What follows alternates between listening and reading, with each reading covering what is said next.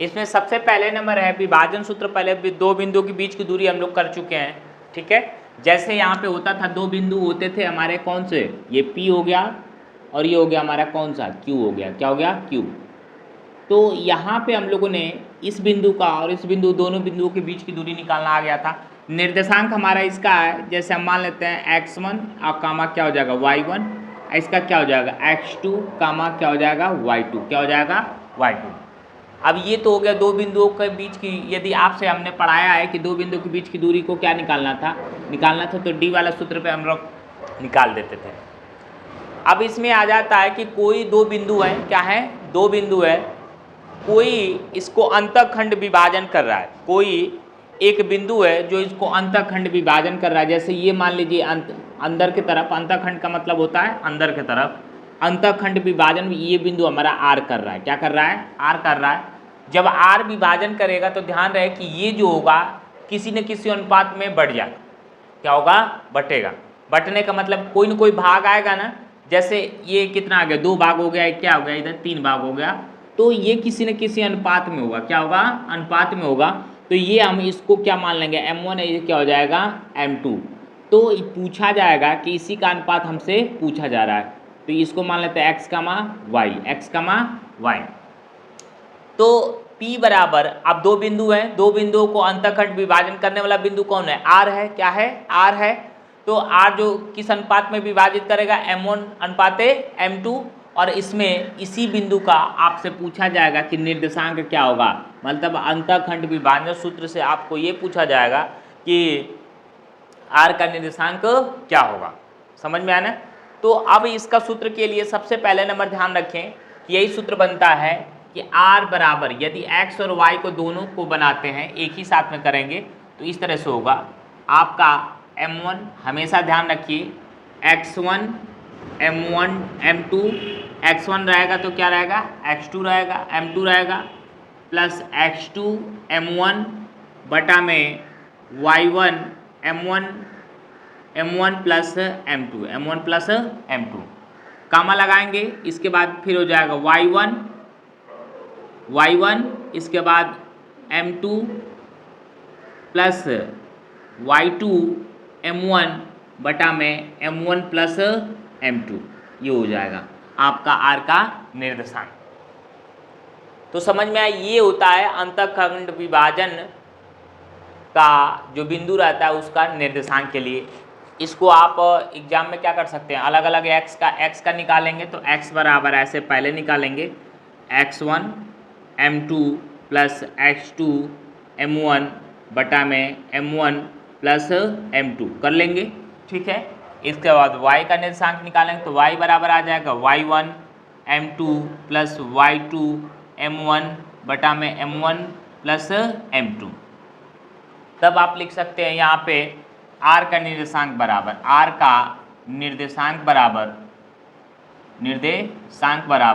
आप ध्यान रखिएगा कि R का निर्देशांक बनाएंगे तो ये क्या है, x, y है, x, y है। तो ये x वाले को रखेंगे और y वाले को यहाँ पे मान रख देंगे। इस प्रकार से आपका अंतःखंड का मध्य बिंदु का विभाजन सूत्र का आ जाएगा। समझ में आया ना।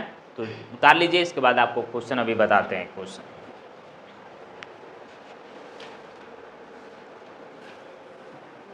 चलिए क्वेश्चन को आगे देखते हैं। सबसे पहले नंबर इस क्वेश्चन में आप लोगों को बोल देगा, आपको बता दिए किस तरह से विभाजन सूत्र होता है, ठीक है। कोई भी दो बिंदु होगा, इसके बीच की दूरी होती थी, लेकिन अब यहाँ पे कोई एक बिंदु होगा जो इसको, इस रेखा को क्या होगा, काट रहा होगा। क्या होगा, काटेगा। विभाजन का मतलब होता है काटना। जैसे ये हो गया, इसको बीच से काट दिया तो ये अब इधर वाला भाग और इधर वाला दो भाग हो गया ना।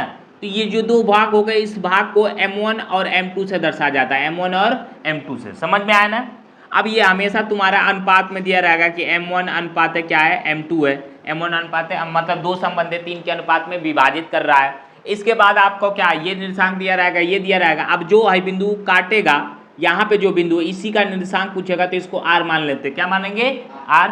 इसका निर्देशांक जब होता है तो निर्देशांक x का क्या होता है, y, x, y। हमें यही इसी का निर्देशांक x, y क्या करना होता है, मालूम करना होता है। तो चलिए क्वेश्चन में हम लोग देखते हैं।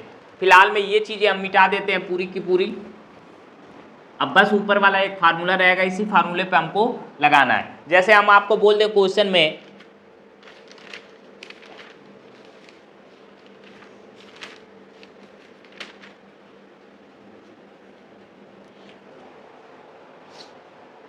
कोई बिंदु है, जैसे बिंदु है, मान लीजिए बिंदु 5,11, 5,11 और 10,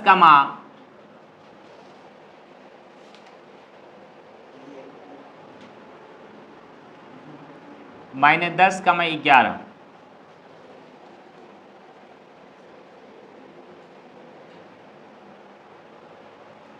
को मिलाने वाली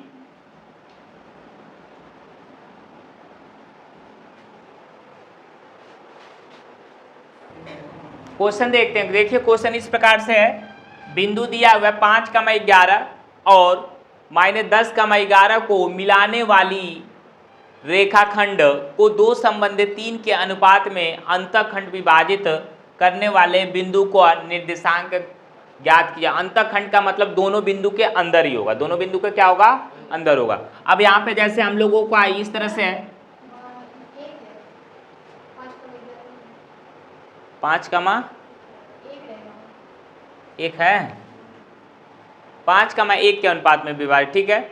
अब देखिए ध्यान से, सबसे पहला नंबर इसमें जो ये दिया है, ये चीज हमारा क्या है, अनुपात है। क्या है, अनुपात है। मतलब यहाँ पे हम ऐसे रेखा बनाएंगे, एक बिंदु है P हो गया, ये क्या हो गया हमारा Q हो गया। क्या हो गया, Q।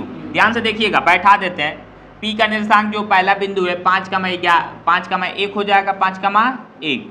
अब दूसरा वाला बिंदु जो है हमारा क्या होगा, -10,11, 10,11। अब इनको अंतःखंड विभाजन करने वाला कोई बिंदु कौन सा हो गया, R हो गया। क्या हो गया, R हो गया। R का निर्देशांक नहीं दिया है तो R का निर्देशांक हम क्या मान लेंगे, x, y होगा, x, y मान लेंगे, ठीक है। अब अनुपात बोला दो संबंधित 3, इसका मतलब ये M1 के अनुपात में हो गया, ये क्या हो गया, M2 के अनुपात में होगा। M1 बराबर क्या हो जाएगा हमारा 2 और M2 बराबर क्या हो जाएगा 3। क्या हो गया, 3। पूरा चीज हमने दर्शा लिया। दो बिंदु हो गए, दो बिंदुओं को विभाजित करने वाला बिंदु कौन सा, R है। क्या है, R है। और इनका अनुपात सब कुछ दिया हुआ है, इस तरह से हो गया हमारा, सब कुछ हो गया। अब इसी को हमको इस फार्मूले में क्या करना है, रखना है, ठीक है। ये चीजें आ गई। अब देखिए ऊपर से मिटाते हैं, यहां से करेंगे हम लोग। अब देखिए चाहे यहीं से करिए पहले, तो ये चीजें समझ में आ गई है ना, किस तरह से रखना है आपको, सब कुछ है। अनुपात दिया रहेगा, पहला वाला है तो M1 हो जाएगा, दूसरा वाला तो M2 हो जाएगा। अब यहाँ पे देखिए रखना है, या तो आप पहले x का निकालिए या तो दोनों का साथ ही में निकाल लीजिए। दो तरह से निकाल सकते हैं, तो दोनों को साथ में निकालिएगा तो लिखिएगा R। अब यहाँ पे पहले लिख लीजिएगा P का निर्देशांक बराबर क्या है हमारा 5,1। दूसरा Q का निर्देशांक बराबर कितना हो जाएगा, -10,11, ठीक है। फिर R का निर्देशांक बराबर ये कितना हो जाएगा हमारा, कितना मानिएगा, x, y। यही हमको क्या करना है, निकालना है, ठीक है। अब यहाँ पे फार्मूले में हम लोग रखेंगे ऊपर की तरफ, तो R बराबर हमारा, हम लोग जानते हैं कि R = x, y, और यहाँ पे होता है। अब देखो, अब सबसे पहले नंबर तुम करोगे तो यहीं पे डायरेक्ट हम रख रहे हैं, ध्यान से देखना, चाहे रख लो, ऊपर ही लिख लो पहले, x1 m2 + x2 m1 बटा में m1 + m2, ये हो जाएगा। दूसरा वाला कॉमन लगा के उसमें y1 m2 + y2 m1 बटा में m1 + m2। इन्वर्टेड काम हो गया। अब इसको हम क्या करेंगे, मिटा दे रहे हैं नीचे से। अब यहाँ पे सबसे पहले इसको मान को रखेंगे, तो मान को रखिए, रखना चालू करिए, यहाँ से रखिए। x1 बोल रहा है तो यहाँ पे ध्यान रखिए कि यहाँ से जो होगा x1 बराबर आपका 5 और y1 बराबर क्या हो जाएगा 1। यहाँ से आपका क्या हो जाएगा, देखिएगा x2 बराबर -10 और y1 बराबर कितना हो जाएगा 11। कितना हो जाएगा 11 y2, ठीक है। और अनुपात हमको मालूम है, सब कुछ है। चलिए रखिए यहाँ पे x1 बराबर होगा तो x1 बराबर कितना हो जाएगा 5। कितना हो गया 5 गुणे m2 का मान कितना हो जाएगा 3 प्लस x2 का मान कितना हो जाएगा, x2 का मान -10 और गुणे m1 का मान कितना हो जाएगा 2, ये हो गया। नीचे आ जाइए, मतलब कितना हो जाएगा m1 बराबर 2 और m2 बराबर ये हो गया। आगे चलिए, इसका y1 बराबर कितना है 1, m2 बराबर 3 प्लस y2 बराबर 11, m1 बराबर 2 बटा में 2 प्लस 3 हो गया। चलिए अब यहाँ पे 5 आई 15 हो गया, और 10 दूना के कितना हो गया 20, प्लस माइनस का गुणा होगा तो -20 बटा में 5 कामा यहाँ पे हो जाएगा 3 और 11 दूना के 22 बटा में 5। आगे की तरफ बढ़ जाइए, चाहे नीचे हम मिटा देते हैं इसको क्वेश्चन को।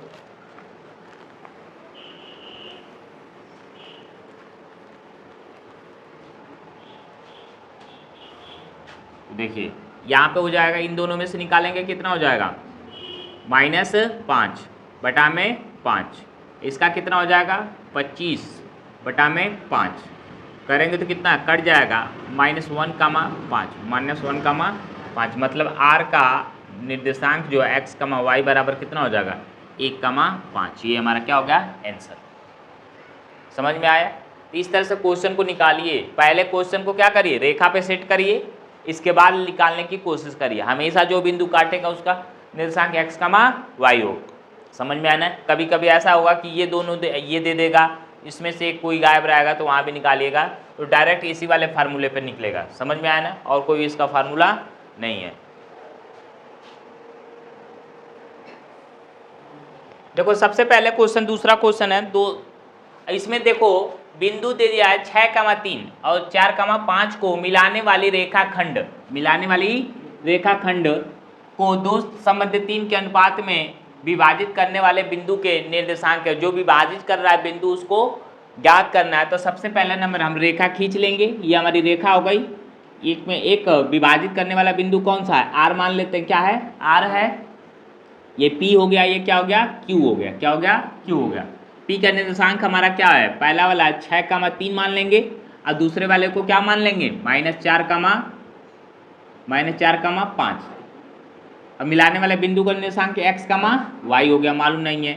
अनुपात जो है हमारा कितना दिया है 3 संबंधे 2 दिया है। इसका मतलब m1 बराबर 3 और m2 बराबर क्या हो जाएगा 2। m2 बराबर 2। सेट हो गया, पूरा हो गया ना? कोई दिक्कत किसी को? आगे देखो, अब यहाँ पे जब हम लोग क्वेश्चन करेंगे तो सबसे पहले नंबर लिख लेंगे पहले ही, P का निर्देशांक बराबर या तो ये भी लिख सकते हो या तो डायरेक्ट तुम लगा सकते हो, x1 बराबर इतना, x2 बराबर इतना, ऐसे लिख लेना। x1 बराबर 6 और x2 बराबर -4, y1 बराबर 3, y2 बराबर 5 और m1 बराबर 3, m2 बराबर 2। ठीक है, सब कुछ है, सब कुछ दिख रहा है ना कहाँ से लिए हैं। x1 हो गया, x2 हो गया, y1 हो गया, y2 हो गया, ठीक, m1 हो गया, m2 हो गया। ठीक, हमेशा जो m1 और m2 का मान रहता है अनुपात में दिया रहता है, तब पहले वाले को m1 दूसरे वाले को m2 मानते हैं। ठीक है, अब ये मध्य बिंदु, अरे इसको विभाजित करने वाला बिंदु कौन सा है, r है। r का निर्देशांक x का मान क्या है, y है। अब यहाँ पे लिखेंगे विभाजित बिंदु का निर्देशांक x, y है। क्या x, y है। तो यहाँ पे अंतःखंड विभाजन सूत्र से अंतःखंड विभाजन सूत्र लगाएंगे तो आपको क्या बताएं, यही ना बताएं, r x, y यहाँ पे हो जाएगा। इसके बाद x1 m2, देखो इसको लिखने का तरीका होता है, x1 लोगे तो m2 यूज करोगे, कभी बराबर यूज नहीं होगा। इसके बाद x2 लोगे m1 हो जाएगा बटा में m1 प्लस m2, फिर कॉमा लगाओ, फिर दूसरा वाला y1 m2 plus y2 m1 बटा में m1 प्लस m2 हो गया। मान को रखिए, यहाँ पे मान को रखेंगे, मान को रखिए। x1 बराबर कितना है 6, कितना है 6, क्या रखेंगे 6। m2 बराबर कितना है 2, क्या रखेंगे 2। प्लस x2 बराबर कितना है -4, क्या रखेंगे -4। m1 बराबर कितना है 3 है तो क्या रखेंगे 3, हो गया पूरे का बटा। आ जाइए m1 प्लस m2 मतलब 3 प्लस 2, कामा लगाइए। अब यहाँ पे ब्रैकेट इसलिए लगा दें कि ये माइनस है, आपको दिक्कत ना हो, समझ में आया ना, पहले गुणा करके तब ये बाहर आएगा। अब यहाँ पे हो जाएगा y1, तो y1 की वैल्यू देखिए कितना है 3 है तो 3 हो गया। m2 की वैल्यू कितनी है 2 है तो 2 हो गया, प्लस y2 की वैल्यू कितनी है 5 है तो 5 हो गया। m1 बराबर 3 है तो 3, नीचे हो गया 3 प्लस 2, ठीक है। इसके बाद हम लोग आएंगे यहाँ पे, देखिए आप क्या करिए इसमें से 6 दुना के कितना हो गया 12 रख लिए, प्लस यहाँ पे ध्यान रखिएगा इसमें गुणा करेंगे तो कितना माइनस होगा। अब ब्रैकेट से बाहर आएगा तो प्लस माइनस क्या हो गया माइनस हो गया, तो कितना होगा -12 बटा में 5, कामा 3 दुना के 6 अब प्लस 5 कहीं 15 बटा में 5 आ जाएगा, ठीक। अब ये कितना हो जाएगा 12 में से 12 जाएगा कितना हो जाएगा 0 बटा में 5, ये हो जाएगा 21 बटा में 5, मतलब यहाँ पे कितना 5 का 0 में भाग देंगे क्या आएगा 0, 21 बटा में 5, मतलब R बिंदु का RX, Y बराबर कितना आ जाएगा 0, 21 बटा 5। ये हमारा क्या हो गया आंसर, समझ में आया। तो इस तरह से आपको निकालना है। सबसे पहले आप क्या करिएगा, सब कुछ रख लेंगे इस तरह से, देखिए इस तरह से रख लेंगे तो क्वेश्चन गलत होने का 100% चांस नहीं रहेगा। आपको बस देखेंगे और बार बार आपको इसकी ज़रूरत है, इसलिए आप पहले ही लिख लेंगे अलग अलग, तो आपको दिक्कत नहीं होगा। अब इसमें क्या करेंगे, अभी नहीं लिखे रहेंगे तो एक बार देखेंगे इसमें करेंगे, कहीं ना कहीं मिस्टेक हो गया, एक मिस्टेक होगा तो पूरा क्वेश्चन आपका क्या हो जाएगा मिस्टेक हो जाएगा। तो बचना है हमें क्या करना है, गलत करने से बचना है। तो बचने के लिए हम लोग को क्या करना पड़ेगा, इस तरह से सॉल्व करना पड़ेगा, समझ में आया ना। चलिए उतारिए।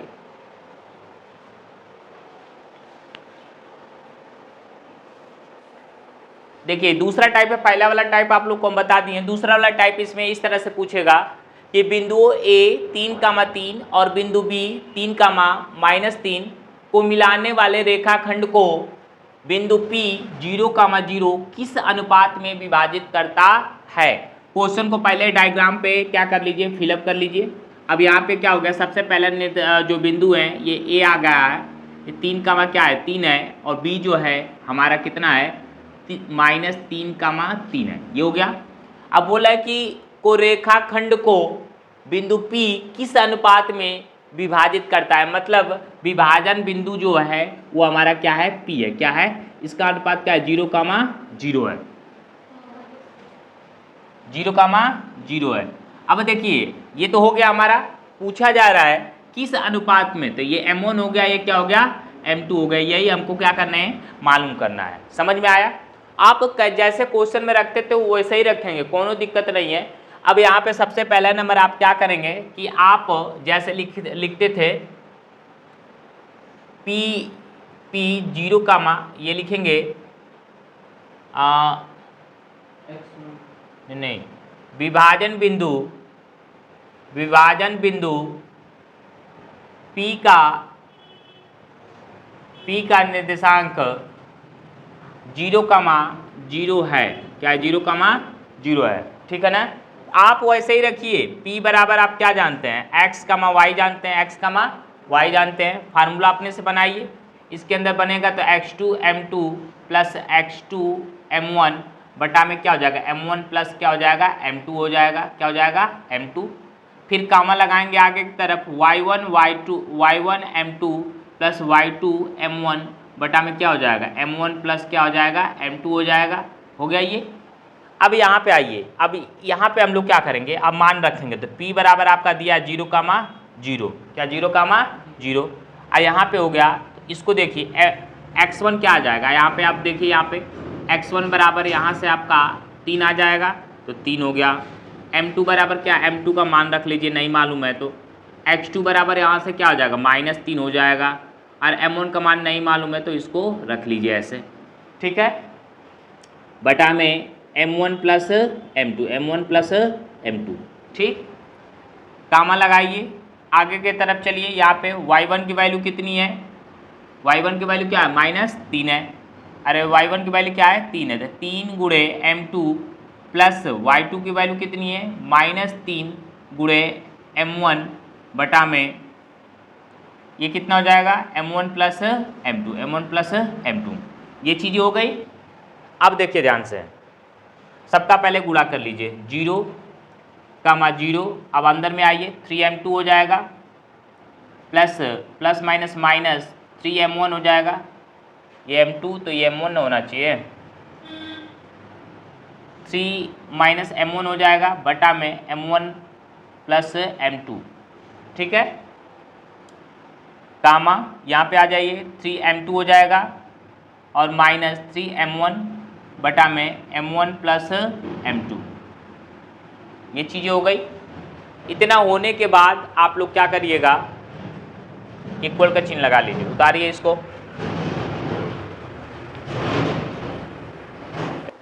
देखो आगे जो क्वेश्चन है इसमें सबसे पहले इसमें क्या करेंगे, अब ये क्वेश्चन हो चुका है लगभग में। अब करना क्या होता है कि देखो ये जो x का निर्देशांक है इसका क्या है, x का निर्देशांक इसमें ये है ना, x के निर्देशांक का हम क्या करते हैं तुलना कर लेते हैं। क्या करेंगे, तुलना करेंगे। तो या तो इसका ये 0 0 है तो दोनों में 0 0 किसी एक का तुलना कर लोगे तो वहाँ से मान निकल के आ जाता है। और जब यहाँ पे कोई और 0 0 न देके कोई और दिया रहेगा, एक बार x का मान, एक बार x का तुलना करेंगे और एक बार क्या करेंगे y का तुलना करेंगे, वहाँ से एक समीकरण बनेगा m1 और m2 का, उसको फिर क्या करना होगा, हल करना होता है। लेकिन यहाँ पे 0 है, आसानी है तो आप हो जाएगा। यहाँ पे आप क्या लिखिएगा, x के निर्देशांक का तुलना करने पर लिखेंगे x के निर्देशांक का तुलना करने पर तो करिए तुलना, तो 0 हो जाएगा इधर में क्या हो जाएगा 3m2 माइनस 3m1 बटा में कितना हो जाएगा m1 प्लस m2। अब ध्यान दो, तुम तिर्यक गुणा करोगे इसमें इसका करोगे तो ये 0 तो पूरी वैल्यू ये क्या कर देगा 0 बना देगा, तो क्या हो गया 0 बराबर 3m1 माइनस m2 हो गया। अब तुमको किसका अनुपात चाहिए, m1 और m2 का अनुपात चाहिए। अब नीचे वाला मिटा दे रहे ना। अब देखिए करना क्या है कि बस यहाँ से m1 को या m2 को इधर उठाए, m1 को इधर उठाइए, तो इधर उठाइएगा तो ये प्लस है तो इधर आएगा तो 3m1 minus equal to minus 3m2 हो जाएगा। पहले तो माइनस माइनस उड़ा दीजिए, खत्म। अब यहाँ से क्या बचा, 3 है, क्या है 3 इधर भी है तो 3 को भी खत्म कर लीजिए, 3 3 भी कट जाएगा, ठीक है, हो गया ना। अब बताइए यहाँ पे क्या बचा 1, क्या बचा 1। अब m1 बराबर क्या आ गया m2 आ गया, क्या आ गया m2। अनुपात इनका ज्ञात करना है तो हम लोग क्या करेंगे, इसको नीचे लाएंगे, क्या करेंगे नीचे लाएंगे, तो m1 बटा में m2 इक्वल टू, अब यहाँ पे क्या बच गया 1 बटा में 1, तो यहाँ से m1 और अनुपाते m2 बनाएंगे तो क्या आएगा 1 अनुपाते 1। यही हमारा क्या हो गया आंसर निकल के आ गया। जब 0 0 रहेगा तो बस x का करेंगे तो निकल के आ जाएगा, क्योंकि वहाँ पे ये पूरी वैल्यू नीचे के क्या कर दे रहा है 0 कर दे रहा है, क्या कर रहा है 0 कर दे रहा है। लेकिन अन्यथा आप यदि 0 0 नहीं रहेगा तो करेंगे तो यहाँ पे एक समीकरण बन के आएगा, समझ में आया ना। देख रहे हैं ना, ये यहाँ पे 0 न रखे और कुछ रहता है, समीकरण बनेगा और फिर उसका y का करेंगे तुलना तो वहाँ से भी एक समीकरण बनेगा, तो दोनों को हल करने पर m1 और m2 का मान आता, समझ में आना। तो इस बात का ध्यान रखिएगा। इसके अलावा और क्वेश्चन आए और यहाँ पे 0 0 का मान न देके और कोई संख्या दिया रहा है तो आपको क्या करना है, ऐसे ही करना है। x का करेंगे तो यहाँ पे एक समीकरण मिलेगा, फिर y का करेंगे तो वो भी समीकरण मिला, उन दोनों समीकरण को हल करेंगे तब जाके m1 और m2 का मान निकल के आएगा। इतना बात ध्यान रखिएगा, समझ में आया ना। तो चलिए करिए।